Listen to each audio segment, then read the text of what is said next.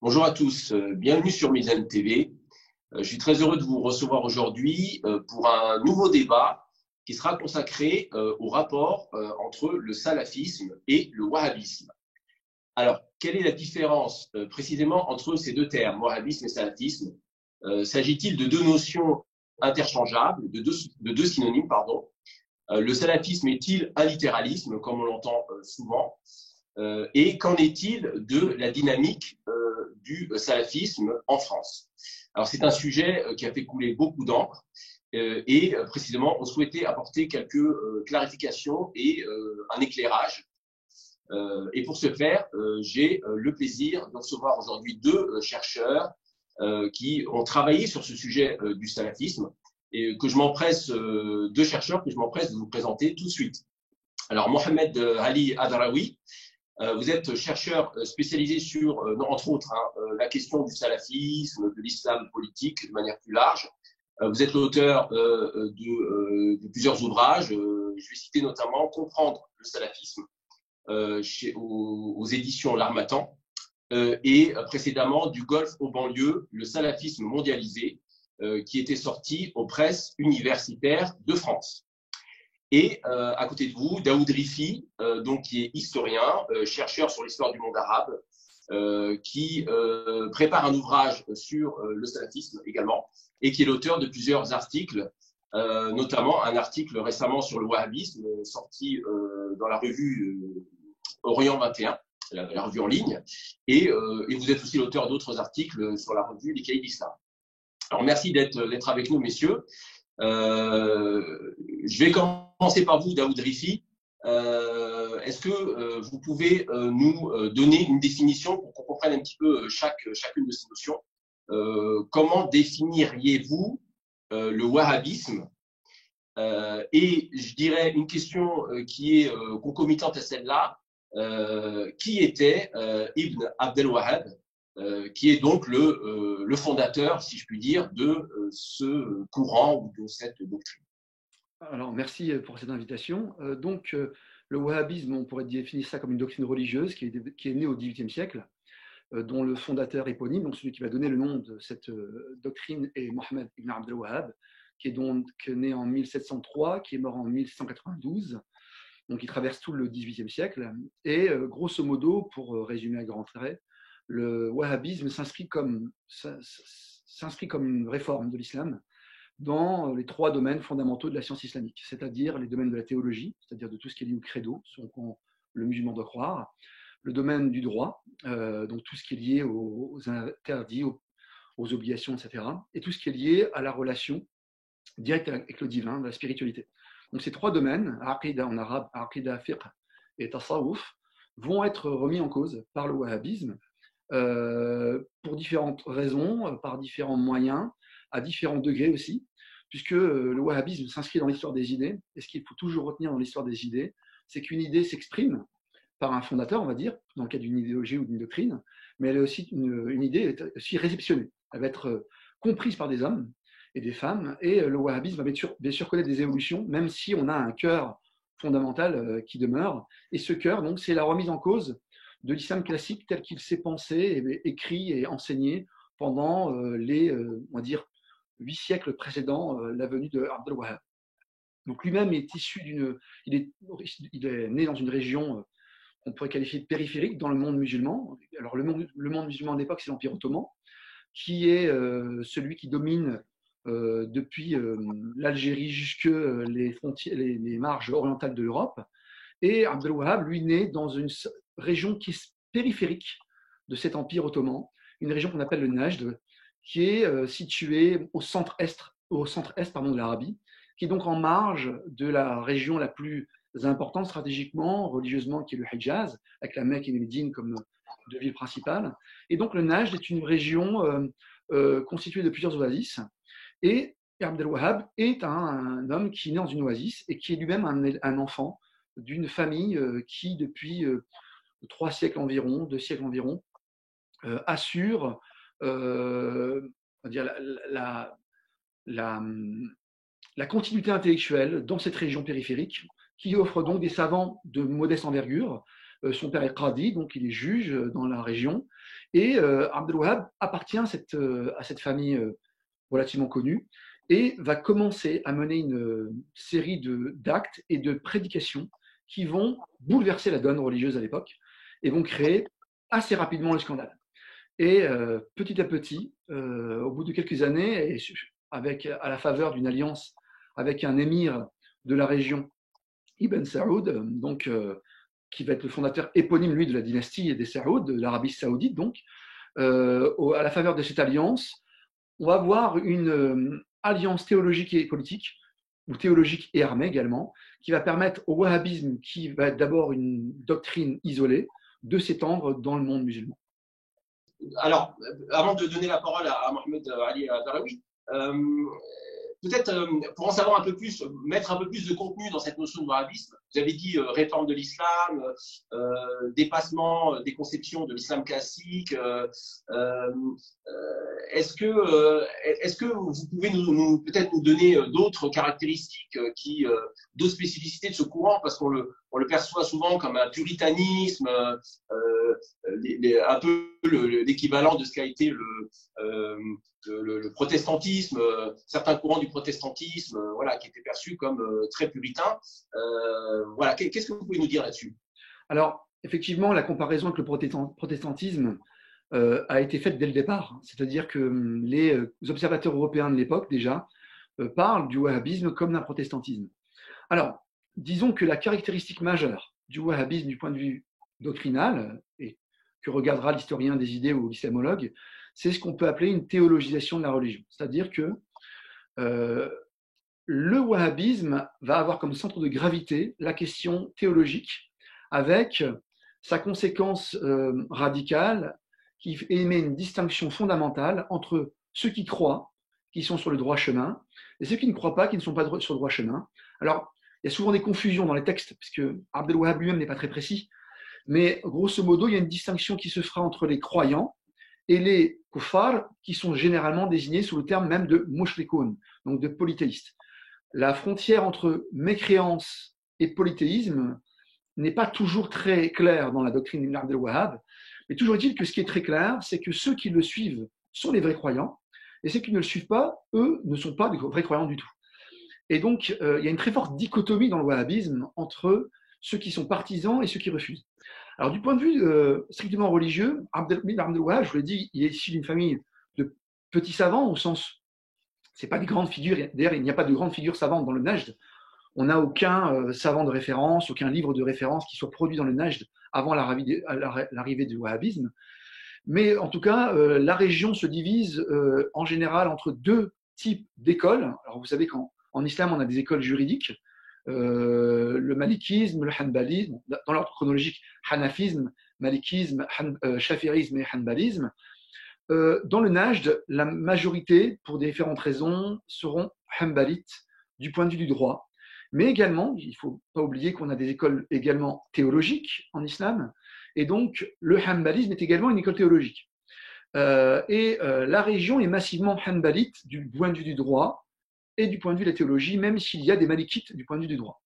Ibn Abdel Wahhab est un enfant du hanbalisme, même si les hanbalites eux-mêmes, qui vont s'opposer à lui dès le début de sa prédication, feront un état des lieux de toutes les divergences qu'il va y avoir entre le hanbalisme classique traditionnel et ce que propose Ibn Abdel Wahhab. Deuxième élément à retenir, ou troisième élément à retenir, c'est que la région du Najd, qui est au sud finalement de l'Irak, est marquée par un hanbalisme particulier, qui est le hanbalisme suivant l'école, entre guillemets l'école, en tout cas l'orientation que va donner un savant damascène illustre, Ibn Taymiyyah. Pour différentes raisons également historiques, le hanbalisme a beaucoup se diffusé par l'intermédiaire des disciples de Ibn Taymiyyah.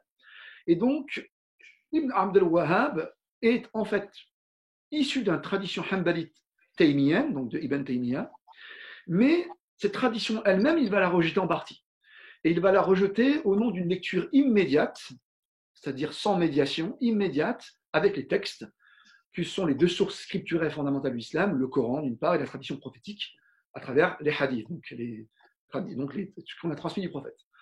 Et Ibn Abd al-Wahhab, au nom d'une lecture immédiate, va vouloir revenir directement sur. C'est le lieu de la comparaison avec le protestantisme, puisque le protestantisme, comme le wahhabisme, rejette la tradition classique. Alors, comparaison n'est pas raison, les milieux ne sont pas les mêmes, le protestantisme est né dans un milieu tout à fait différent, mais effectivement, il y a des points communs, des points de convergence. Et donc, l'idée fausse d'un littéralisme, je dis bien fausse parce qu'en fait, ce n'est pas un littéralisme non plus, c'est plutôt une prétention littéraliste qui va quand même s'appuyer sur un filtre, c'est le filtre d'Ibn Taymiyyah. Et en réalité, l'étude des publications d'Ibn Abd al-Wahhab, aussi bien ses petits livres, ses livrets que ses lettres, montrent que le gros de ses connaissances théologiques vient d'une lecture partielle d'Ibn Taymiyyah.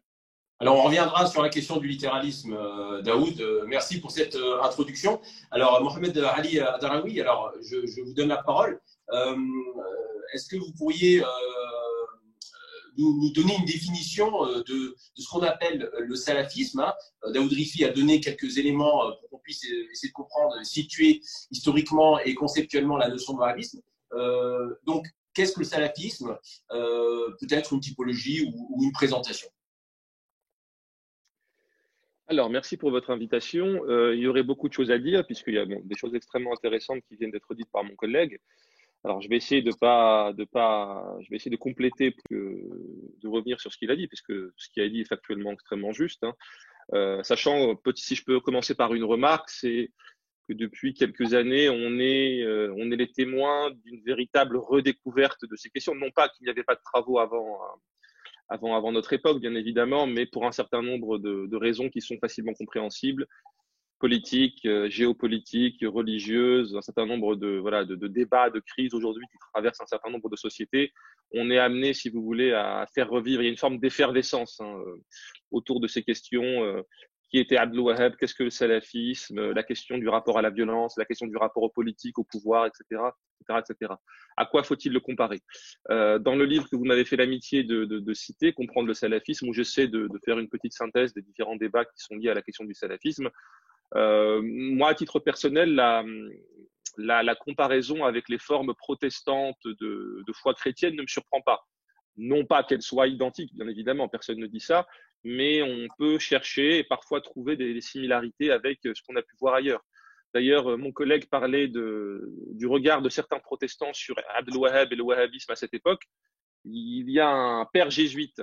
Alors, les jésuites ne sont pas des protestants, mais un père jésuite du nom aussi un grand islamologue, hein, comme quoi on peut être les deux, un grand érudit religieux et un universitaire.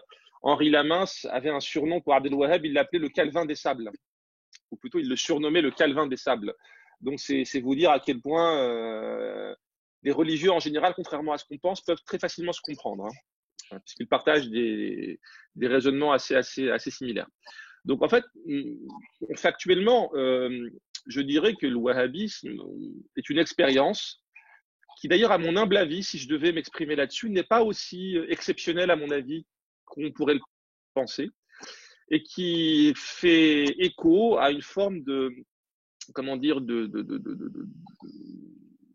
dynamique qu'on a retrouvée à travers les siècles dans de nombreuses sociétés musulmanes.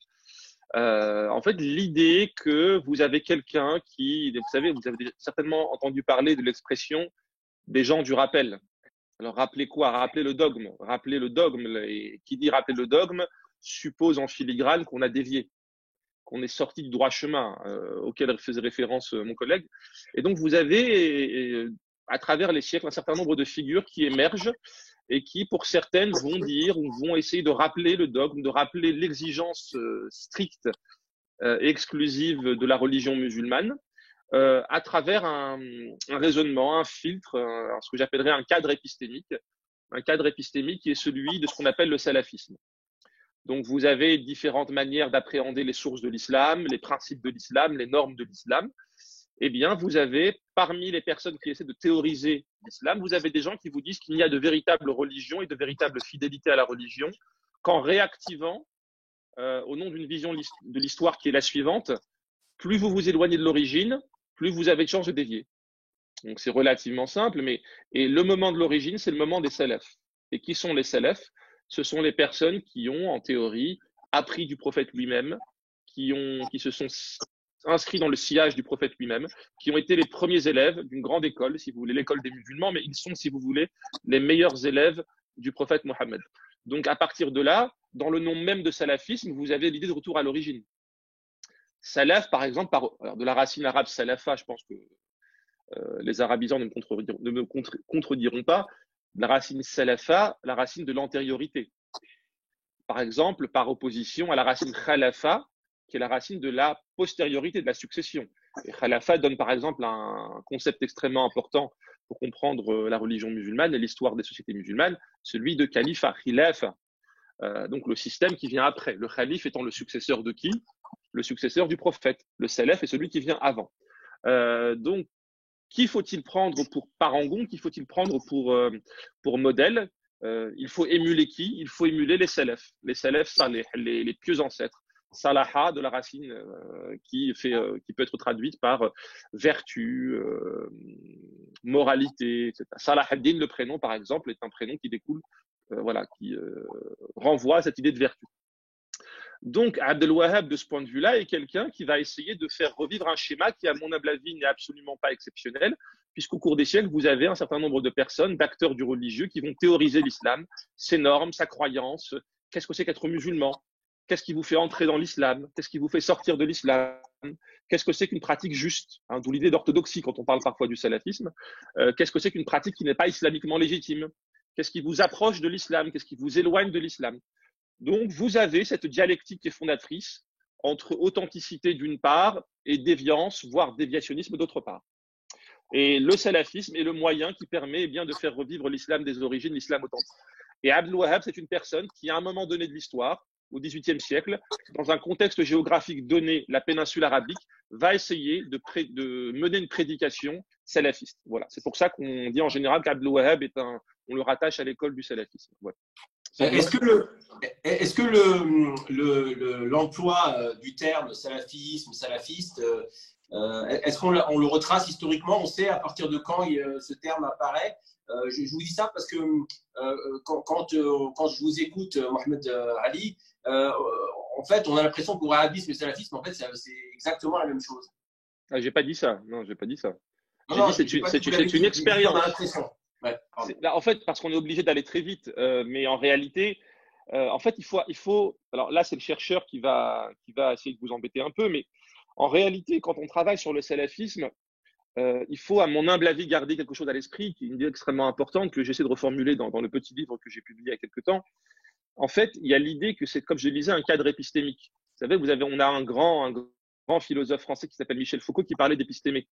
Et l'épistémé, c'est, sans rentrer dans le détail, si vous voulez, c'est une manière de concevoir le savoir. Okay? Et lui, il disait deux choses. Il y a une dimension intéressante qui est archéologique. Comment est-ce qu'on lit l'histoire? Comment est-ce qu'on essaie de comprendre les époques? Et la deuxième dimension, c'est qu'est-ce qu'on met dans le savoir? Donc, je vais le dire de manière plus simple. Vous avez le contenant et le contenu. Et bien, le salafisme, c'est ça. C'est du contenant. C'est une vision. À l'intérieur de quoi on doit penser la vérité de l'islam? On la pense à travers une vision de l'histoire ou en vertu de laquelle il faut revenir à l'origine. Ça, c'est le contenant. C'est l'aspect philosophique des choses. Maintenant, en termes de contenu, c'est la pratique du savoir. Qu'est-ce que c'est que la foi? Qu'est-ce que c'est qu'une pratique orthodoxe? Qu'est-ce que c'est qu'une pratique qui n'est pas orthodoxe? Donc, tous ces théoriciens, Ibn Hanbal, Ibn Taymiyyah, Abdel Wahhab et d'autres, jusqu'à encore aujourd'hui au XXIe siècle, ils raisonnent en termes de ces deux dimensions. Le véritable islam, c'est le salafisme. Maintenant, sur la question du contenu, en général, ils sont pas les derniers pour mener un certain nombre de débats et converger ou diverger sur des points de dogme, de pratiques religieuses et ce faisant. Voilà. Alors, Daoud Ritfi, vous parliez tout à l'heure du hanbalisme, du lien, de l'ancrage de cette école juridique dans le Nejd.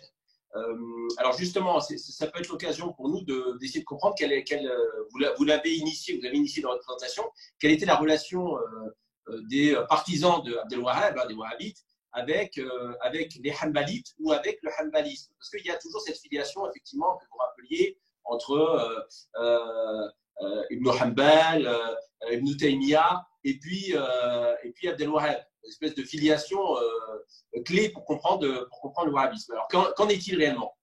Alors, c'est une question très importante, très intéressante. Juste une parenthèse sur l'idée de filiation, de généalogie, elle est extrêmement importante dans la construction mythologique d'une doctrine.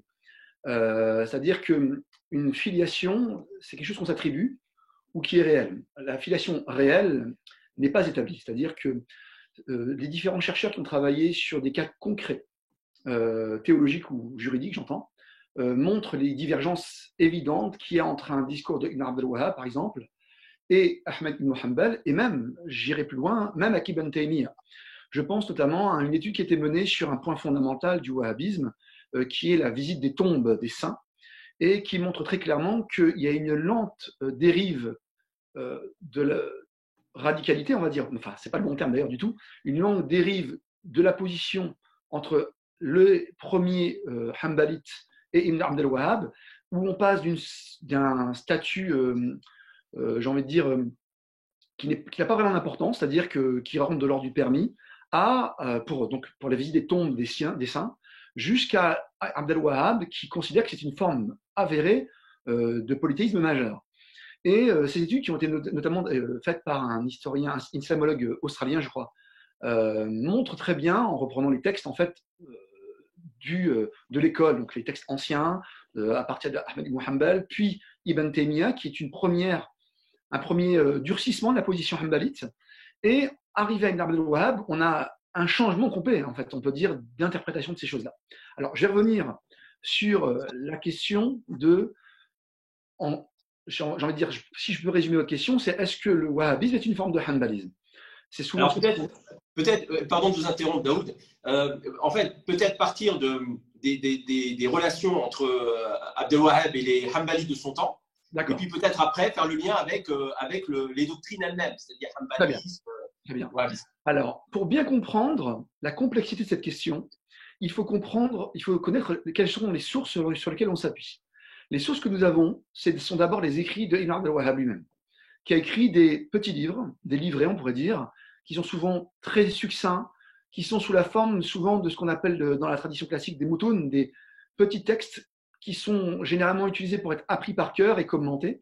Donc c'est très très laconique, ce sont des phrases très courtes, avec peu de commentaires généralement, où se succèdent des versets du Coran, des hadiths en général, pour Ibn Abdel Wahhab, avec un petit commentaire généralement et un petit titre. Donc on a les textes d'Ibn Abdel Wahhab lui-même, qui sont publiés, qui sont d'ailleurs traduits en français dans leur totalité. Mais on a un autre type de source qui est très importante et qui est souvent négligée, ce sont les lettres d'Ibn Abdel Wahhab. Et ces lettres sont de deux types. Il y a des lettres officielles qui ont été envoyées à des souverains, par exemple le souverain du Maroc, qui a reçu des lettres, parce que dans la geste prophétique, vous savez que le prophète avait envoyé des lettres aux souverains de son époque. Ibn Abdel Wahhab va mimer cette geste prophétique et il va envoyer lui-même des lettres à des savants et à des souverains. Et les contenus des lettres, si elles ont été envoyées à des souverains, sont sensiblement différents des contenus de lettres privées qui ont été envoyées à des savants du Najd. Premier élément. Deuxième élément, les contenus des textes publiés, je pense Kitab Tawhid par exemple, ou Kashf al-Shubuhat, donc les livres les plus connus d'Ibn Abdel Wahhab, donc le livre du Tawhid, de l'unicité, le dévoilement de ce qui est sujet au doute, différents livres qu'il a pu écrire. Le contenu est sensiblement différent dans le sens où l'imprécision du texte permet de le comprendre de différentes manières. Et c'est très important de comprendre cela, puisque c'est ce qui va se passer avec la tradition savante au XXe siècle, qui va intégrer Ibn Abdel Wahhab en rejetant tout ce qui posait problème. Donc, dans les textes publiés, la divergence avec les positions classiques est beaucoup moins forte, ou plutôt, elle est à l'état de germe. C'est-à-dire que ce qu'il dit, alors je pense notamment à tout ce qui est lié à l'excommunication, tout ce qui est position qui, du point de vue de la doctrine hanbalite, n'est pas valable pour le hanbalisme classique, ces éléments-là sont beaucoup moins marqués qu'ils ne le sont dans ces lettres privées qu'on retrouve dans un recueil fondamental, qui est le recueil des fatwas wahhabites depuis Abdel Wahhab jusqu'aux années 60, c'est Dora al-Saniya. Donc en fait, c'est un recueil qui a fonction même juridique et qui regroupe les fatwas, etc. On a beaucoup de textes d'Ibn Abdel Wahhab dedans. Et là, le ton n'est pas le même du tout. Alors maintenant, si je vous dis cela, c'est parce qu'il faut comprendre que les premières réactions au wahhabisme, elles vont être locales. Elles vont être au niveau du Najd, puis la région voisine, le Hijaz. C'est-à-dire le Hijaz. Donc je rappelle que c'est la région, la bordure côtière ouest d'Arabie Saoudite, de l'Arabie Saoudite actuelle, donc qui contient les villes de la Mecque et de Médine. C'est un vivier à l'époque de savants et d'étudiants, de pèlerins. Donc en fait, c'est un enjeu stratégique absolument considérable. Le Najd est une région voisine, donc à l'est, elle est à plusieurs centaines de kilomètres du Hijaz. Et donc, au départ, l'affrontement intellectuel sera entre Ibn Abd al-Wahhab et les Hanbalites de ces régions-là, mais également, ne pas oublier, au début de sa prédication, il est en Irak, et donc ses premiers affrontements seront avec les Hanbalites d'Irak, puis de la Mecque, quand il sera de Médine, quand il sera à Médine en tant qu'étudiant, puis dans le Najd. Alors, quelle est la position de ces Hanbalites, justement? Comment ils perçoivent la prédication de Abdel Wahhab? Est-ce qu'il fait l'objet d'une sympathie, d'un rejet explicite ou non? Alors, le rejet, il est assez explicite, il est extrêmement tôt, et en plus, il est très proche de lui. J'ai dit qu'Abdel Wahhab, on va commencer au niveau de la cellule familiale. Abdel Wahhab est issu d'une famille de petits ulama, de savants de modeste envergure. Donc, son père est tradi, il est en charge en fait des jugements de la région, enfin de différentes oasis, de transmission du savoir également. Le frère d'Ibn Abdel Wahhab, Suleyman, donc Ibn Abdel Wahhab, le fondateur, s'appelle Mohammed. Son frère Suleyman, on ne sait pas qui il est né. Son frère Suleyman sera un de ses premiers opposants en fait. Il sera en charge du poste de Qadi du père, à la mort du père d'Abdel Wahhab. Donc Abdel Wahhab, c'est le père, Mohammed, c'est le fondateur du wahhabisme, Suleyman, c'est son frère. Donc quand Abdel Wahhab meurt, son fils Suleyman, le frère du fondateur du wahhabisme, va prendre la fonction de Qadi et va être un opposant extrêmement dur, et il finira même en résidence surveillée une fois que les Saoudiens vont prendre le pouvoir. Les sources sont divergentes quant à la position du père. On pense, il y a de fortes probabilités qu'il était fortement opposé lui-même, et on sait même que Ibn Abdel Wahhab ne va sortir sa prédication de manière très publique qu'après la mort du père, justement. Alors, il y a différentes preuves, je ne vais pas rentrer dans les détails, ce serait trop long, qui le montrent, mais en tout cas, Ibn Abdel Wahhab apparaît quand même comme le mouton noir de la famille. Le rejet sera complet de la part des ulémas du Najd, d'Irak et du Hejaz. Pour plusieurs points, il y a un point qu'on pourrait dire intellectuel, c'est qu'Ibn Abdel Wahhab est accusé dès le départ de ne pas avoir fait d'études réelles auprès des autorités religieuses de l'époque. Ibn Abdel Wahhab serait plutôt un homme de livre, et ce qui aurait généré beaucoup de confusion dans sa compréhension.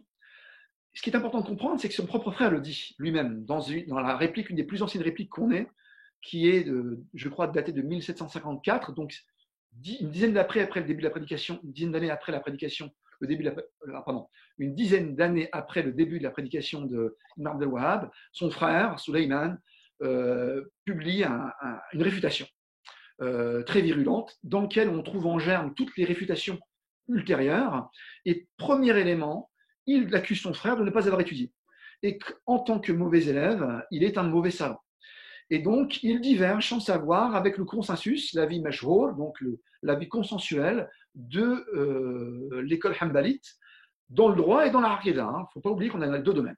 Même si le principal problème, pardonnez-moi, le principal problème sera du point de vue théologique. D'accord. Merci Daoud. Évidemment, on n'a pas le temps de rentrer dans tous les détails. C'est vraiment pour donner des grandes lignes. Alors, Mohamed Ali Daraoui, je voudrais qu'on poursuive, si vous le voulez bien, ce travail de compréhension sémantique, c'est-à-dire sur le sens des termes, et revenir sur la notion de salafisme ou de salafiste. On désigne souvent les salafistes comme des littéralistes, par exemple. Alors, il faudrait définir ce qu'on entend par littéralisme, évidemment. Mais est-ce que cette désignation vous semble juste? Et sinon, quel terme correspond le mieux à la désignation de la doctrine du salafisme? Parce qu'on a aussi pu lire, par exemple, le terme de fondamentalisme, d'intégrisme, évidemment. Mais voilà. Alors, qu'est-ce que vous pouvez nous dire sur cela? Est-ce que les salafistes sont des littéralistes? Oui ou non? Alors oui, vous avez d'abord raison de mettre l'accent sur le fait qu'il y a une pluralité une pluralité taxinomique, c'est-à-dire qu'il, dans la manière d'appréhender, alors faut-il dire wahhabisme, Abdel Wahhab, j'allais dire, il est clair en tout cas que Mohammed ibn Abdel Wahhab ne s'est jamais dit wahhabiste. On peut dire qu'on peut être certain de cela, puisque lui-même ne disait ni plus ni moins qu'il ne faisait que théoriser et appliquer ce qu'il appelait l'islam authentique. Donc, quand il parle de aqidah, bien évidemment, il faut toujours comprendre aqidah authentique, aqidah ou pratique authentique, etc. Donc, le fondamentalisme, au sens premier du terme, est un concept qui me paraît pertinent.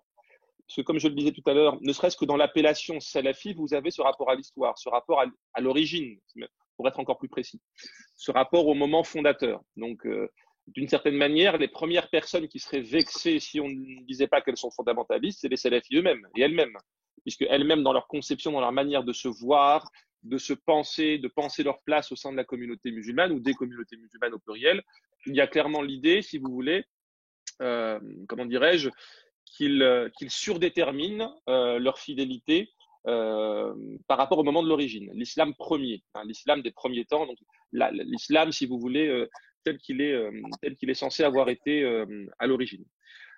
Vous pouvez également parler d'intégralisme, au sens où il y a une prétention à incarner de manière intégrale et à pratiquer l'islam de manière intégrale. Vous pouvez parler également d'intransigeantisme. Ce sont des termes, que ce soit fondamentalisme ou intégralisme ou intransigeantisme, des concepts qui sont nés dans la sphère chrétienne, ou dans l'étude des sphères chrétiennes. Fondamentalisme, par exemple, c'est d'abord et avant tout dans la sphère protestante. J'aime moins le terme d'intégrisme, puisque l'intégrisme, c'était une caractéristique prêtée à l'Église catholique. Voilà, comme il n'y a pas forcément d'équivalent d'une église, il y a une cléricature, mais pas d'église au sein de l'islam, du moins dans l'islam sunnite, et j'aime moins le terme d'intégrisme. Celui que je préfère, à titre personnel, c'est pas le terme de littéralisme, c'est le terme de scripturalisme. Puisque dans scripturalisme, il y a l'idée que, c'est à mon humble avis, une grande erreur, à la fois de méthode et de contenu, de penser que les salafis sont des littéralistes. Eux-mêmes ne se voient pas nécessairement comme littéralistes. Ils ont une prétention à revenir au texte, à partir de laquelle la vérité est censée découler. Voilà. Quand je parlais tout à l'heure de Abdel Wahhab comparé à Calvin, voilà. Vous savez, peut-être qu'à un moment donné, pour y voir un peu plus clair, il faut faire peut-être des comparaisons historiques plus situées. Dans l'histoire de l'Église catholique, on ne peut pas comprendre les raisons pour lesquelles des gens comme Martin Luther et d'autres ont pris la tête d'une réforme, avec un grand R, n'est-ce pas, la réforme protestante, à partir du XVIe siècle, si on ne sait pas qu'il y avait les déviances prêtées au pape. Je ne sais pas si vous avez vu la série Borgia, par exemple, ou un certain nombre de choses. L'idée, par exemple, vous savez, une idée qui était tolérée au Vatican à l'époque, qu'on pouvait gagner le salut à travers la simonie. C'est-à-dire que si vous avez de l'argent, vous rachetez vos péchés, on vous donne des indulgences, on vous les vend plus exactement, et vous gagnez le droit d'aller au paradis. Alors pour Martin Luther, chrétien, j'imagine, sincère s'il en est, c'est la négation même de la foi chrétienne, puisque c'est à partir de la reconnaissance de Jésus que vous gagnez votre salut, n'est-ce pas, avec un grand S. Ce fondement-là, à mon avis, n'est pas forcément très différent de ce qu'on a pu voir. Est-ce que prendre des associés à Dieu, c'est encore être musulman? Est-ce que demander à un saint, ou les saints, à Awliya, c'est, par cette intercession négative, encore reconnaître la souveraineté de Dieu? Donc vous avez, si vous voulez, à partir de là, ça c'est le problème, tel qu'il est pensé, tel qu'il est théorisé par des gens comme Abdel Wahhab et d'autres, n'est-ce pas? La solution, c'est quoi? C'est la vérité par le texte. C'est pour ça que j'aime beaucoup le concept de scripturalisme. Vous avez l'idée de… Et scripturalisme, c'est intéressant de mon point de vue, bien évidemment, on peut en discuter, c'est qu'il permet deux choses, d'articuler deux choses. La première chose, c'est la primauté de la source écrite.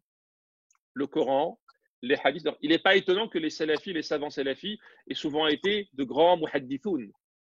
Les grands savants salafis ont souvent été également de grands spécialistes du hadith. L'un des non moins célèbres, c'est Sheikh Albani, Mohamed Nasiruddin Albani, mort à la fin du XXe siècle. Et ce n'est pas le seul. C'est d'ailleurs une des raisons pour lesquelles, si on décale un petit peu notre regard de la sphère arabe, dans l'espace du sous-continent indien, les mouvements salafis se sont souvent fait appeler Ahlul Hadith. Donc, ce n'est pas anodin.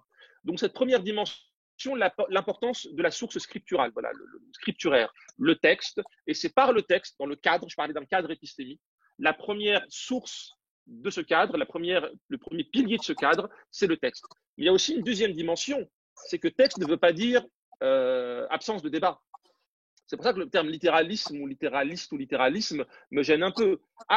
Apportez-moi, en tant que savant salafi, si admettons je devais parler comme un savant salafi ou comme un croyant, apportez-moi les preuves, apportez-moi les raisons pour lesquelles je devrais avoir telle croyance ou telle pratique de l'islam. Et on retrouve cet élément-là, il explique une chose qu'on a trop souvent tendance à oublier, c'est que les salafis sont de grands débatteurs. Cette idée de sectarisme, on peut en discuter. Cette idée, si vous voulez, d'exclusivisme, on peut en discuter. Pourquoi pas? On peut tout discuter. Mais intellectuellement, conceptuellement, ils sont de grands débatteurs. À partir du moment où le débat se fait dans l'utilisation, la mobilisation de certaines sources. Faut-il, par exemple, oui ou non, dire que, je pense qu'on reviendra là-dessus un peu plus tard, mais je vais m'arrêter là pour l'instant, faut-il, oui ou non, dire qu'une personne qui ne prie pas est musulmane ou non? Est-ce qu'elle reste musulmane? Allons voir dans les textes quel était le jugement, ahkam au salat, ahkam au tariq salat, celui qui délaisse la prière, ahkam sur beaucoup de choses. Faut-il divorcer?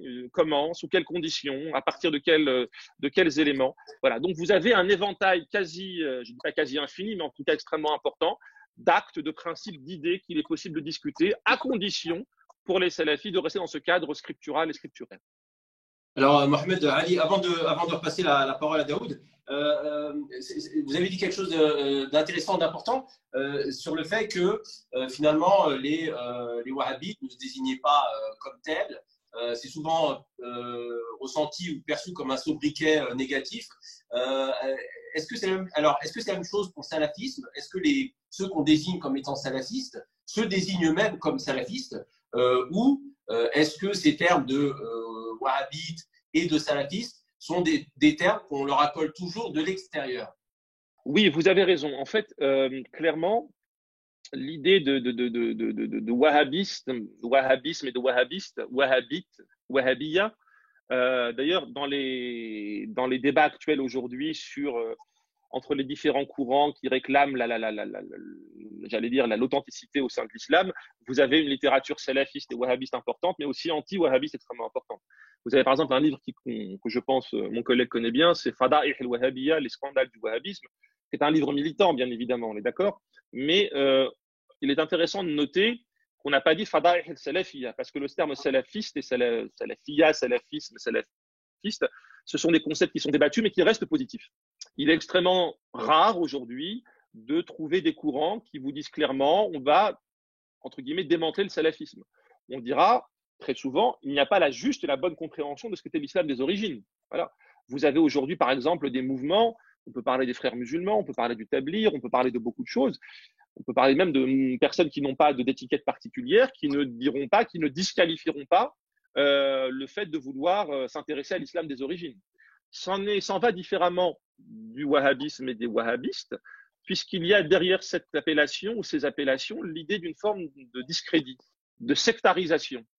En disant par exemple, vous les wahhabistes, vous les adeptes de Cheikh Abdul Wahhab, vous êtes en réalité non pas. Alors tout à l'heure, on a employé le terme de généalogie, que mon collègue a appelé. C'était le premier chapitre de ma thèse, j'avais appelé ça la socialisation généalogique, qui est le cœur de la démarche du salafisme.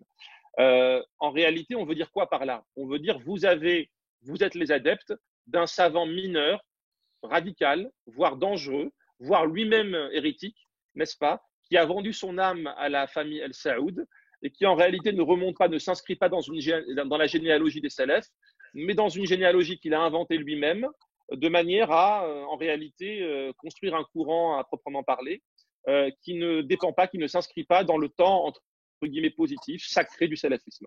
Donc vous avez, et là on sent, je termine là-dessus, on a, quand je parlais de débat, notion de débat extrêmement importante et centrale dans toutes ces questions, c'est qu'en réalité, on voit bien la charge prestigieuse qu'il y a à se dire salafi aujourd'hui, puisque vous êtes, en théorie du moins, une personne qui s'inscrit dans le temps sacré depuis 14 siècles, et entre vous et les compagnons, voire le prophète, il n'y a entre guillemets qu'une seule ligne. Donc en disant cela, vous comprenez bien tout l'intérêt qu'il y a parfois, alors l'intérêt sincère de croyants dans certains cas, parce que c'est qui refuse l'authenticité par définition, qui est contre l'authenticité, mais aussi des formes d'intérêt politiques, militaires, etc., puisqu'en disqualifiant autrui, l'autre, vous vous arrogez une supériorité à partir de laquelle vous pouvez mener des entreprises politiques, voire de construction de l'État ou de contestation de l'État, comme on peut le voir aujourd'hui. Alors, messieurs, on peut pas, on peut pas ne pas aborder la question du rapport à la violence de ces courants, hein, qu'on les désigne comme wahhabisme ou salafisme. Euh, alors, Daoud, on sait très bien que, enfin, on identifie souvent, pardon, ce courant du wahhabisme en particulier avec la question du takfir, c'est-à-dire de l'excommunication.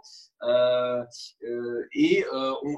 fait souvent un lien avec un groupe ou une doctrine qu'on appelle le kharijisme, c'est-à-dire en référence au Khawarij, c'est-à-dire ces contemporains de Ali ibn Abi Talib, c'est le quatrième calife de l'islam, et donc qui avait excommunié ce quatrième calife. Alors ma question est très simple. Est-ce que si je vous dis, enfin, est-ce qu'on peut dire que le wahhabisme est un néo-kharijisme au sens où il reprendrait à son compte cette tradition de l'excommunication du takfir? Est-ce qu'on peut dire ça, Daoud? Alors, tout dépend de quel point de vue on se pose. L'accusation récurrente dès le début, c'est que c'est une résurgence du kharijisme. Le problème, c'est que pour l'historien, les comparaisons de ce type ont une valeur toute relative, puisque la doctrine kharijite n'est pas la même que la doctrine d'Ibn Abdel Wahhab. Le point commun, effectivement, c'est la propension au takfir. Alors, c'est un vaste débat, là aussi, entre ulama wahhabites, entre opposants, même entre historiens. Hein. Il y a eu un livre qui est apparu dans les années 2000, qui est sorti récemment en français d'ailleurs, il y a 2 ans, de Nathana Delongba, qui soutient que Ibn Abdel Wahhab était un savant tout à fait classique, qui ne pratiquait pas le takfir, qui était contre la violence, etc. C'est un livre qui a fait polémique aux États-Unis quand il est sorti. Alors, aujourd'hui, il y a eu beaucoup, mon collègue le rappelait en début d'intervention, depuis les 20 dernières années, on a eu un travail absolument énorme qui était mené sur ces questions-là, avec une étude de texte, des études historiques, sur des sources, etc. Et on sait que, dès le départ, l'accusation de takfir, elle est immédiate. C'est-à-dire que le frère d'Ibn Abdel Wahhab, ses premiers opposants le disent, et on a des lettres qui le montrent très bien. Je vais vous donner un exemple qui pourrait être, on pourrait les multiplier. C'est le savant Ibn Fayrouz, qui à l'époque est la référence dans la région du madhab hanbalite, et notamment c'est un des grands passeurs de la doctrine de Ibn Taymiyyah. C'est le grand spécialiste d'Ibn Taymiyyah, il est absolument incontournable. Ibn Fayrouz va écrire une lettre au sultan pour dénoncer les actes et les paroles d'Ibn Abdel Wahhab, parce qu'on ne l'a pas dit, mais il va détruire des tombes, il va faire lapider une femme qui a commis l'adultère, alors qu'il n'a aucune fonction dans le droit musulman, il n'est pas juge, rien, il ne peut pas appliquer de peine, je veux dire. C'est un peu comme si moi j'appliquais une peine de police aujourd'hui, il n'a aucun droit d'appliquer ces peines-là, donc il y a un trouble, une véritable sédition qui se crée à ce moment-là, hein, puisqu'on a des destructions, on a des morts, on a un homme qui va faire des prédications qui vont condamner massivement les gens. Et donc Ibn Fayrouz écrit une lettre au sultan pour demander de l'aide. Et Ibn Abdel Wahhab, on a le texte, hein, c'est dans Dora al-Saniya, dont je vous parlais tout à l'heure, dit que Ibn Fayrouz est coupable de shirk akbar, de grand polythéisme. Alors qu'Ibn Fayrouz est le spécialiste d'Ibn Taymiyyah, c'est la référence d'Ibn Taymiyyah dans toute une partie de l'arrivée de l'époque. Donc c'est un petit peu, voilà, c'est un bon exemple qui permet de montrer, il y en a plusieurs, c'est un usage politique, pardon de vous interrompre, Daoud. Est-ce que parler d'un usage politique de cette catégorie du takfir est possible, ou est-ce que ce sont de vraies polémiques religieuses? Moi, je crois en la sincérité des acteurs, au moins en partie. On peut mettre du cynisme politique, mais je pense que Ibn Abdel Wahhab est sincèrement convaincu de ce qu'il dit et de ce qu'il fait, et il le fait très souvent. Et c'est là que je vous dis qu'en plus la frontière est trouble entre le koufr, le shirk, c'est pas toujours très clair.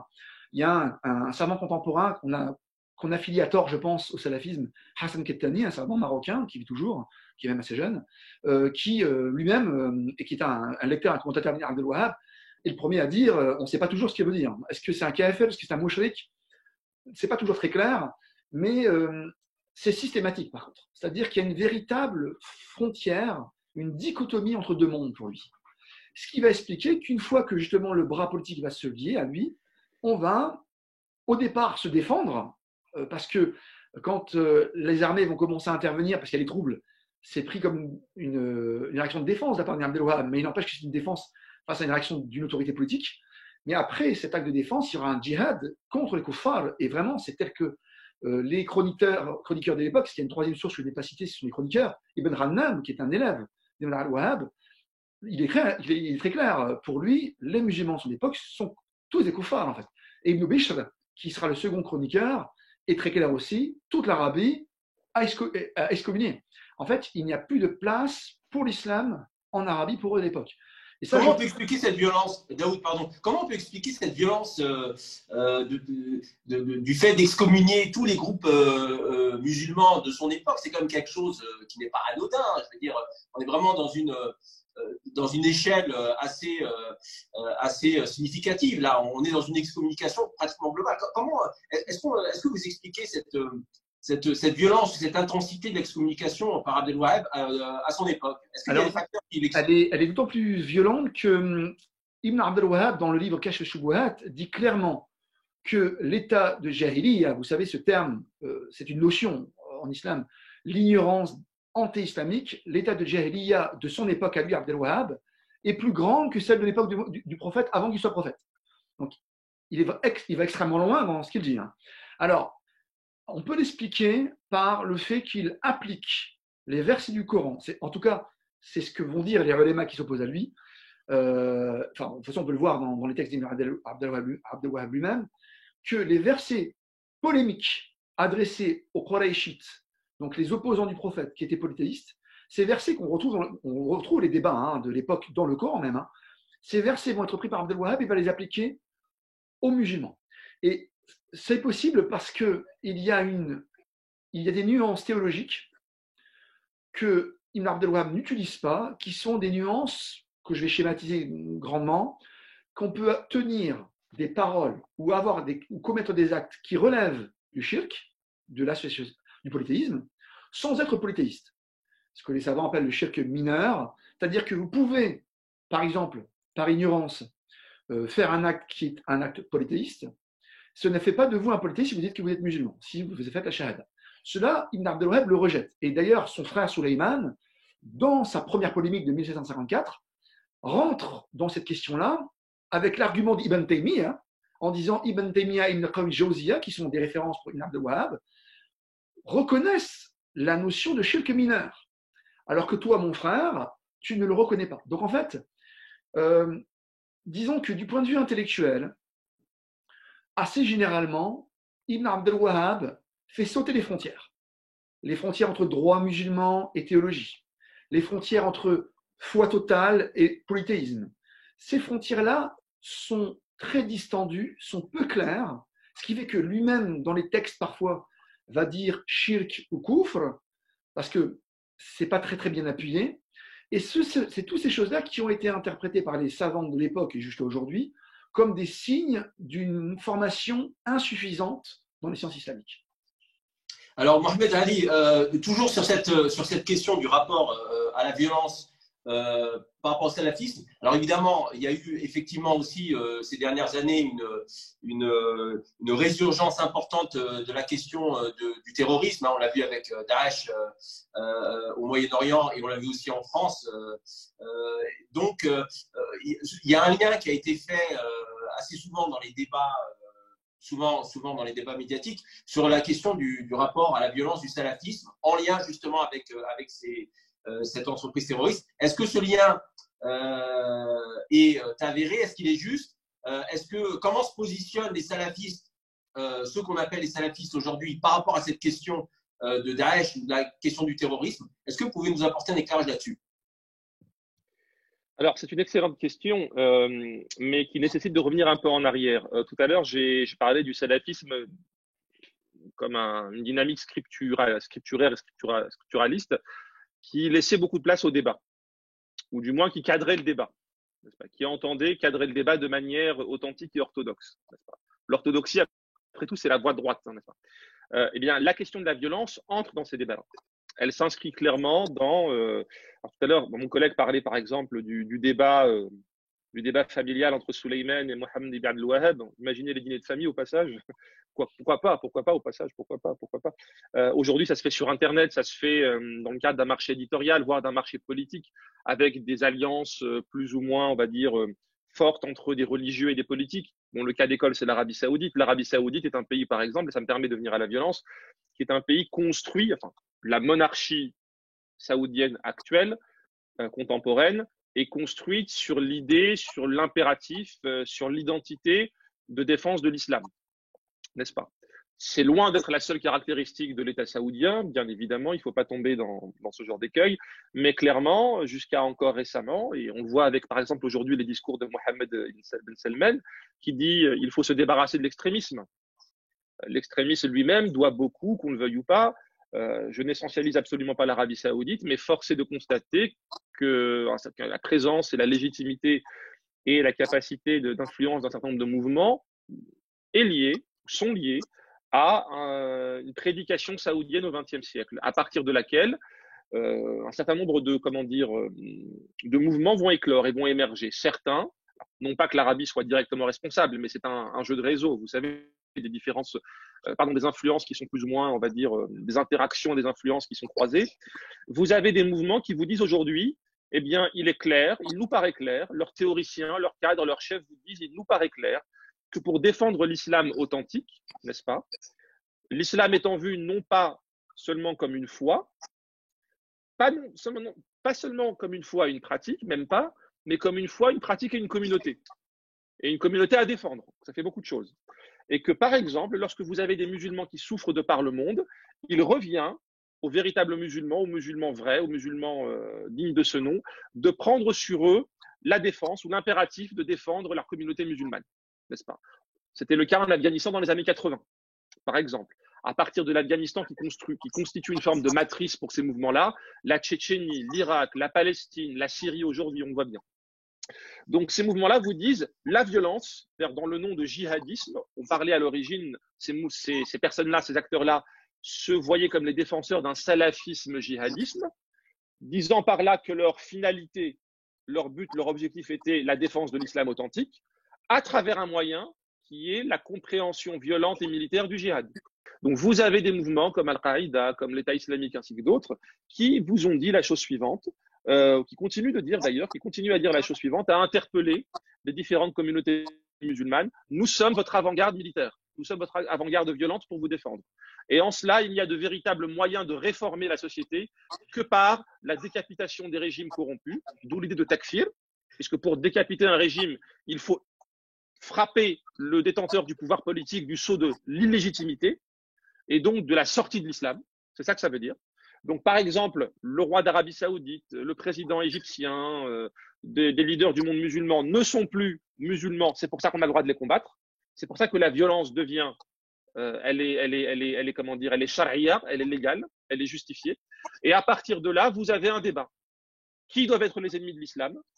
Comment peut-on les frapper? Comment peut-on leur nuire? Avec le terrorisme ou pas, par exemple? Faut-il constituer une armée? En état de faiblesse, le terrorisme devient-il autorisé? Pour quels objectifs? Faut-il, par exemple, créer le califat ou refonder le califat dès maintenant? On l'a vu avec l'État islamique, alors qu'Al-Qaïda n'était pas sur cette ligne. Qui sont les ennemis? Est-ce que les alliés de ces régimes-là sont aussi des ennemis? Est-ce que les populations des alliés de ces régimes-là peuvent être frappées ou pas? Ça justifie, par exemple, l'acte terroriste ou les actes terroristes qu'on a vus dans certaines villes occidentales depuis quelques années. Donc, encore une fois, dans ce cadre épistémique, dans cet espace de débat, il y a les différentes cautions, justifications, négations, justifications, contestations de l'acte de violence tel qu'on voit aujourd'hui autour des mouvements dits djihadistes. Est-ce que maintenant le salafisme explique cela ou pas?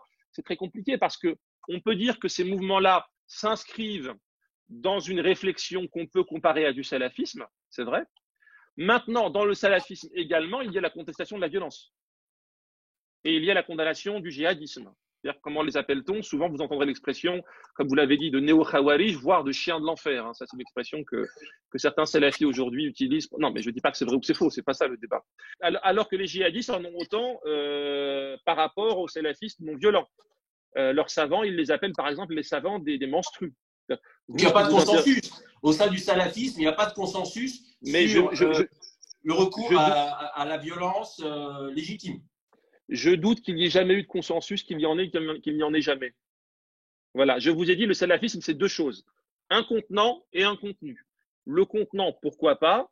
et encore, on peut en discuter, le contenu, parce que justement, les interprétations sont extrêmement diverses, voire opposées, et d'autant plus qu'aujourd'hui, on n'a certainement jamais eu autant de différences et de divergences entre les non-violents et les violents. Alors, une des raisons pour lesquelles aujourd'hui, c'est un des sujets sur lesquels j'en parle un peu dans le livre, je pense que non seulement à deux titres, à double titre, on va vers des recompositions majeures au sein de cet espace, des recompositions d'ordre social, avec des groupes qui sont de plus en plus différents. L'idée, par exemple, qu'il y a des porosités entre les salafistes dits quiétistes ou elmiyoun et les djihadistes. Ben, je demande à voir, parce que les chercheurs qui vous disent qu'il y a des porosités, je peux vous citer des études fortement, enfin extrêmement bien ancrées dans le terrain, qui aujourd'hui contestent clairement l'idée que vous avez des passages, qu'il y en ait à un certain égard. Oui, mais on parle, comment dire, d'une vision générale. C'est pas significatif, quoi. C'est pas significatif. Non, mais non seulement je pense que ce n'est pas significatif, alors je ne pense pas, on le voit sur le terrain, mais c'est de moins en moins le cas sur un plan social, sur le plan de trajectoire sociale. C'est le premier élément. Maintenant, sur le deuxième élément, c'est-à-dire sur le plan doctrinal et idéologique, les passerelles qui existent, il ne faut pas le nier, entre les différents courants du salafisme ont tendance aujourd'hui, si vous voulez, à être de moins en moins occupées, dans la mesure où même le djihadisme est en train, à mon humble avis, de devenir un courant en tant que tel. Et c'est ce que j'ai appelé l'autonomisation du djihadisme dans mes travaux. Autonomisation sociale et autonomisation de plus en plus doctrinale. J'entends par là l'idée que le djihadisme est en train de devenir un extrémisme sans prétention à l'orthodoxie. C'est-à-dire que sur le plan très global, très général, il y a toujours les idées de défense de l'islam, revenir à la source, etc. Je ne le nie pas. Sur le plan, par exemple, de ce qu'a fait l'État islamique, il y a clairement, vous savez, l'idée de vouloir remobiliser le califat, le refonder, défendre la Oumma, etc. Donc, très clairement. Maintenant, sur le plan du respect de l'orthodoxie, c'est certainement la génération de djihadistes la moins orthodoxe et la moins, comment dire, consciente des impératifs cultuels. Donc, ce djihadisme-là n'a jamais été sociologiquement et de plus en plus doctrinalement aussi peu salafiste. Comment vous l'expliquez? Est-ce que c'est parce que les détenteurs de l'orthodoxie seraient accoquinés avec des régimes politiques et il y aurait un usage politique de la religion, ou est-ce que c'est autre chose? Je pense qu'il y a différents facteurs, mais un facteur, j'ai pas envie d'être trop long, mais je pense que les doctrines s'autonomisent. Je pense, je pense encore une fois, c'est une des raisons pour lesquelles nous avons une énième preuve qu'au sein de l'islam contemporain, il n'y a pas d'exception, c'est que quand on analyse les doctrines et les idéologies sur le long terme, sur le très long terme, il n'y a jamais une seule offre idéologique, si vous voulez, qui reste la même. Ça va de Abdel Wahhab à l'État islamique. Je veux bien qu'il y ait des passerelles, encore une fois, et je ne nie pas. Mais de plus en plus, c'est toute la différence qu'il y a entre analyser les choses en termes statiques ou en termes dynamiques. En termes dynamiques aujourd'hui, la violence est en train, si vous voulez, elle s'est à ce point élargie qu'elle a métastasé le champ du salafisme. Et en cela, est-ce qu'on peut encore dire que le djihadisme, notamment dans la version État islamique, c'est encore du salafisme? Le débat est ouvert. Moi, je mets un grand point d'interrogation à titre personnel. Alors, messieurs, j'ai deux dernières questions à vous poser, une pour chacun d'entre vous. Alors, Daoud, peut-être revenir sur les facteurs qui expliquent le succès du wahhabisme. Comment on peut expliquer ce succès et son exportation dans le monde musulman? Est-ce que vous pouvez nous indiquer quelques facteurs qui expliquent ça? Alors, très vaste question qui est, à mon avis, absolument fondamentale et très intéressante. Disons que j'ai commencé cette intervention en inscrivant en disant que le wahhabisme s'inscrivait, tel qu'il se présente, dans un mouvement dit de réforme de l'islam. Vous savez que c'est un grand lieu commun en islam de parler de renouveau, de réforme, tajdid, et le wahhabisme entend s'inscrire dans ce sillage-là. Alors en fait, je n'ai pas voulu intervenir sur la question sémantique, salafisme, wahhabisme, parce que c'est assez compliqué. Parce qu'en fait, les catégorisations ne sont jamais bonnes et tous les mots sont piégés. Mais disons que ce que moi, la grande famille de la salafia, même si il est contestable de parler d'une grande famille unique, puisqu'elle est très, très variée, mais dans cette grande famille, je dirais qu'il y a trois grands temps qui vont se retrouver rejoints. Il y a d'abord Ibn Abdel Wahhab lui-même, donc le mouvement wahhabite, qui va être endémique à l'Arabie et qui va pendant très longtemps être une question essentiellement arabo-centrée. Quand je dis arabo-centrée, c'est au sens de l'Arabie. Le 19e siècle verra une série de de combats armés qui opposeront l'armée de l'Empire ottoman, de Mohamed Ali, donc qui dirige l'Égypte, et les Saoudiens eux-mêmes, avec l'alliance donc saoudien, famille Saoud, famille Abdel Wahhab, qui sont alliés dans un combat qui va durer tout le 19e siècle. Et on aura grosso modo 3 royaumes entre Ibn Abdel Wahhab et le dernier royaume qui, lui, n'a pas cessé, qui est le royaume actuel, en 1932. Donc, cette première partie de l'histoire, elle est arabo-centrée. Au 19e siècle, il y a un autre élément qui, pendant longtemps, du fait de la généalogie mythique qu'on a établie, a été considéré comme dans la continuité du wahhabisme, mais qui ne l'est sans doute pas, c'est le courant réformiste qui a lui-même 2 périodes. Une période qui est un réformisme institutionnel. Ce sont des penseurs qui vont penser la crise de l'État dans les domaines essentiellement économiques et militaires.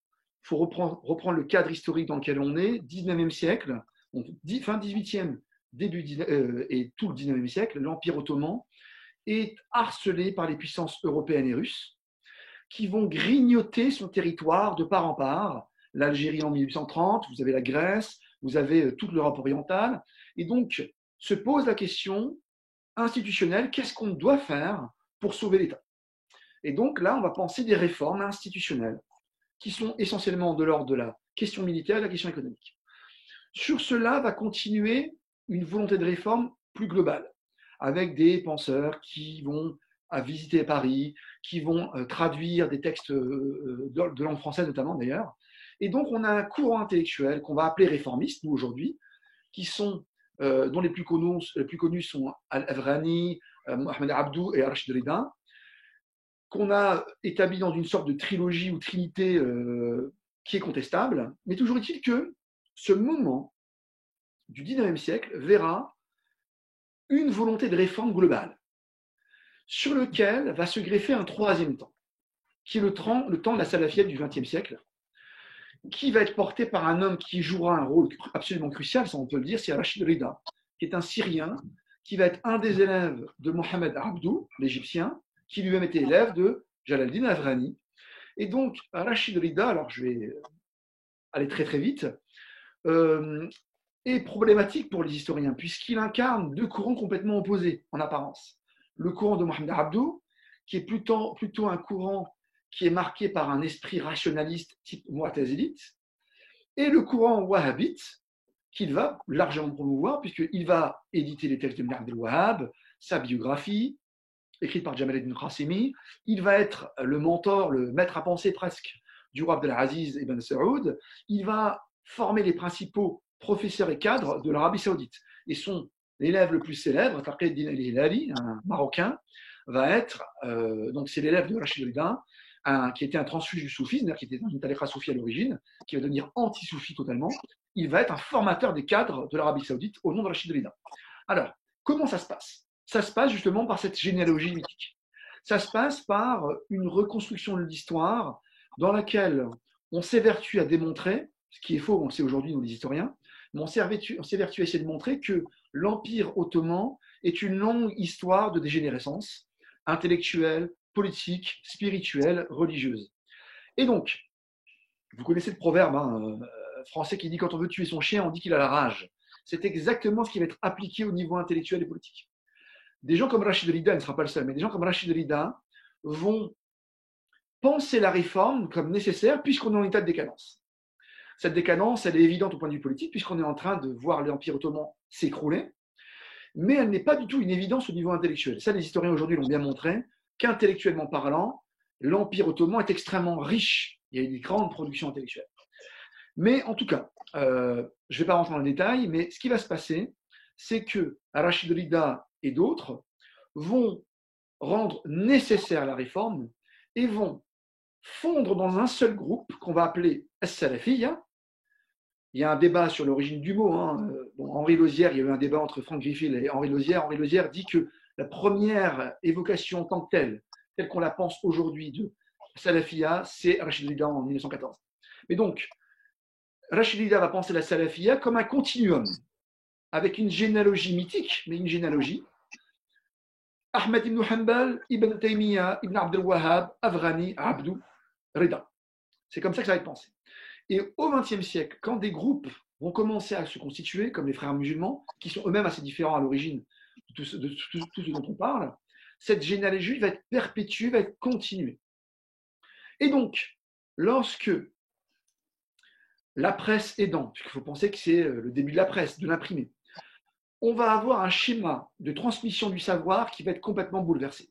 L'islam classique, c'est un islam qui se transmet de maître à élève directement, physiquement. La salafia va beaucoup se diffuser par la presse, par des livres, par les livrets. Premier élément. Deuxième élément, on aura une destruction des cadres traditionnels du fait de la colonisation, qui font que des savants entiers vont fuir ou se taire du fait de la présence coloniale. Prenons le cas de l'Algérie, vous avez le fameux exode des savants algériens qui vont fuir l'Algérie colonisée par les Français pour aller en Syrie. Vous avez des structures qui vont être complètement bouleversées, ce qui fait que l'appareil traditionnel en charge de l'islam classique va s'écrouler. On a donc une table rase, on a un vide qui va se constituer, qui va appeler, qui est un appel d'air, autre chose. Et troisième élément, pour brosser à grands traits, vous avez l'enjeu pétrolier, qui va, dans la tête, dans l'esprit des Américains et des Anglais, extrêmement tôt au XXe siècle, avec les premiers puits de pétrole au Moyen-Orient, c'était en Iran, dans la région de la mer Noire, dès les années 10. Et on a très très vite compris que l'Arabie saoudite est un foyer de pétrole. Et donc, les pétrodollars vont permettre à l'Arabie saoudite d'avoir les moyens de ses prétentions à être la seule ressource. Pourquoi? Puisqu'on a l'écroulement de l'Empire ottoman, donc on n'a plus de califat, plus de sultanat, on a tous les pays musulmans qui sont colonisés à de rares exceptions près, dont l'Arabie saoudite, qui est un des rares pays non colonisés. Et donc on a un vide politique, on a un vide institutionnel, on a un vide maintenant même intellectuel, puisque les savants souvent sont dans une posture difficile, ils ne sont pas adaptés à la modernité. Pétrodollars, construction de l'université de Médine, Ligue islamique mondiale, diffusion des idées par la presse, tout cela va favoriser l'émergence, ou plutôt l'instauration du wahhabisme comme orthodoxie unique et totale. Merci beaucoup, Daoud. Donc, ma dernière question est pour vous, Mohamed Ali Azharaoui. Pour revenir sur la dynamique salafiste, j'aimerais quand même qu'on termine sur un éclairage français pour savoir un peu où se situe cette dynamique salafiste en France. Est-ce qu'on doit parler de recul? Est-ce qu'on assiste à un maintien de cette dynamique ou bien peut-être même un essor? Alors, c'est une très bonne question. En fait, c'est difficile de répondre de manière univoque. Les belles années du salafisme, au sens où je veux parler de croissance importante. Aujourd'hui, on estime, il est extrêmement difficile parce que le salafisme c'est pas un parti politique avec qui distribue des cartes avec des membres, des sympathisants, des gens qui payent leurs cotisations et ce genre de choses. Qu'il y a quelques dizaines de milliers de personnes d'obédience salafiste. Donc, comment est-ce qu'on arrive à ces estimations? Il faut être extrêmement modeste. On ne sait pas exactement chiffrer, nombrer la présence salafiste en France. On le voit à travers un certain nombre de lieux de culte. On le voit à travers une chose extrêmement intéressante, on le voit à travers les estimations des consulats et des ambassades de France à l'étranger, notamment dans certains pays arabes ou musulmans comme la Malaisie, l'Égypte, l'Algérie et autres, où vous savez que les salafis occidentaux, parmi les grands débats qui structurent l'éthique salafiste contemporaine, notamment en contexte occidental ou en contexte minoritairement musulman, il y a la question de la légitimité de la présence en terre non musulmane. Alors, qu'est-ce que c'est qu'une terre musulmane, une terre non musulmane? Ce serait trop long de s'attarder là-dessus. Mais par exemple, quand je faisais ma thèse au début des années 2000, on estimait qu'en Égypte, il y avait aux alentours des années 2008, 9, 10, à peu près 700 Français d'obédience salafiste là-bas. Alors, c'est intéressant. Tout à l'heure, si vous me permettez cette petite incise, aujourd'hui, on veut, par exemple, certaines personnes pensent de manière plus ou moins, on va dire, fournie empiriquement, mais elles le disent, du moins, donc on peut se positionner par rapport à leur thèse, que les salafistes évoluent vers les formes djihadistes d'islam. Sauf que l'un des contre-arguments et l'un des contre-exemples, c'est que clairement, les gens aujourd'hui qui veulent quitter, quand on est salafiste quiétiste, la France, n'est pas pour aller en Syrie ou en Irak. C'est pour aller en Malaisie, c'est pour aller à Dubaï, c'est pour aller en Algérie, c'est pour aller parfois à Londres, au Canada, où on estime que la liberté religieuse est la plus grande. Ce n'est pas pour aller prendre part au combat contre, par exemple, le régime Assad en Syrie. Parce que les djihadistes, eux, font le djihad et la hijra. La hijra a une toute autre forme et une toute autre sociologie pour les salafis non violents. L'exil, pour le public, voilà. L'exil, voilà. Sur le modèle de qui? Sur le modèle des premiers musulmans qui ont dû quitter, qui ont dû s'exiler de la Mecque pour aller trouver refuge où? Dans l'oasis de Yathrib, qui deviendra la ville du prophète, le Médina, n'est-ce pas? Là où il est enterré et où les premiers califes sont toujours enterrés, et ça ne changera pas a priori. Donc, c'est une religiosité que je qualifierais, enfin, qui n'est plus vraiment en essor, qui est en train, j'allais dire, de passer, sur un plan sociologique, hein, pas sur, je parle sur un plan sociologique, qui est en train de passer au stade de communauté adulte. C'est-à-dire qu'aujourd'hui, alors au sens où ça fait maintenant une trentaine, une quarantaine d'années qu'elle est présente en France, au sens de la communauté, mais au sens aussi des adeptes. Les gens que je connais, avec qui je suis toujours en contact comme tout bon chercheur doit l'être, les gens que je vois aujourd'hui évoluer sont des gens qui ont une barbe blanche ou poivre-sel, qui ont 35, 40, 45, 50 ans, qui ont des enfants, n'est-ce pas?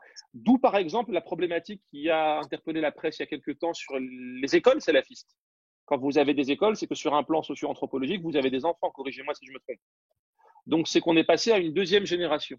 Donc, le fait que c'est une religiosité, une communauté à prétention puritaine qui s'inscrit, qui se banalise dans le temps et qui ne bascule pas vers la violence, parce que les espaces sociaux du djihadiste sont d'autres espaces sociaux, ça pourra faire l'objet d'un autre débat, eh bien, c'est ce que j'appellerais un fondamentalisme qui devient mainstream.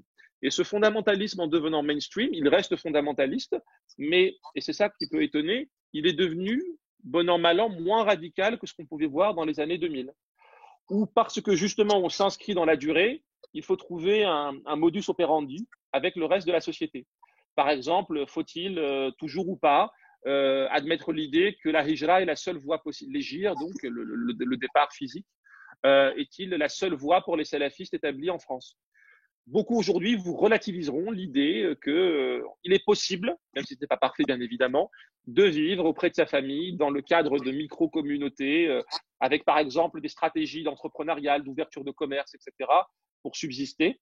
Mais c'est ce qu'on appellerait un fondamentalisme qui s'inscrit dans le temps, si vous voulez, des communautés puritaines, des communautés orthodoxes, comme on a pu le voir, tiens, encore un ordre de comparaison, avec des communautés puritaines dans d'autres religions par le passé. Donc l'idée, par exemple, aujourd'hui, et ça fait référence à un débat politique qu'on a eu, qu'on aura encore pendant, je pense, assez longtemps, d'interdiction du salafisme, je pense que vous savez à quoi je fais référence. Oui, mais interdire quoi? Interdire l'éthique vestimentaire de certaines femmes, de certains hommes, interdire la diffusion de certains livres, interdire le fait de se dire salafiste. Et on revient à la question, alors, mais qu'est-ce qu'aujourd'hui on peut définir clairement, qu'est-ce qu'on peut objectiver comme salafisme? Et je terminerai là-dessus, de la réponse que vous apportez à ces questions-là, eh bien, dépend un certain nombre de débats, un certain nombre de disputes qu'on a aujourd'hui autour de ces questions. Et on est encore dans le flou, puisque de plus en plus, ces débats-là sont traités de manière assez irrationnelle. On n'a pas encore compris que seuls certains chercheurs et des personnes qui évoluent au plus près du terrain peuvent apporter des réponses nuancées. Eh bien, voilà grosso modo l'état et du salafisme et du débat sur le salafisme en France aujourd'hui et pour les années à venir. Merci beaucoup, Mohamed Ali Adaraoui. Donc, merci de votre clarification. Donc, on a pu voir à travers vos interventions la complexité de ce sujet, hein, et que effectivement les raccourcis qu'on peut entendre parfois dans la presse ne correspondaient pas forcément à une réalité. On aura certainement l'occasion de reparler de ces sujets, hein. Donc, je vous remercie encore une fois d'avoir participé à ce débat et je remercie notre public et je vous dis à très bientôt sur Mizan TV. Merci à vous. Merci.